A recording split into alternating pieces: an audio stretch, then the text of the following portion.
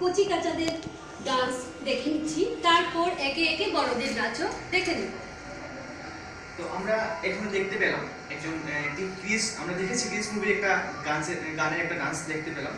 খুদে বাচ্চাদের ছিল, কিন্তু অনেক জম্পেস ছিল, অনেক কি বলবো মজাদার ছিল। তো আমরা ধীরে ধীরে পৌঁছবো আমাদের অনুষ্ঠান সুপার মুভের অনুষ্ঠানে, যেটা দশভূজা।